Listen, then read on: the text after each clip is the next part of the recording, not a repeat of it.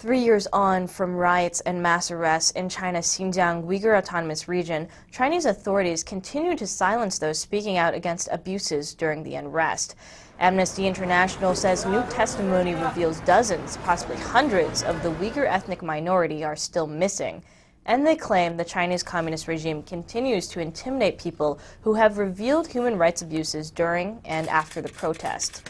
Amnesty International's Asia-Pacific Director Catherine Baber says, quote, 3 years on, the government is still silencing people who speak out about July 2009.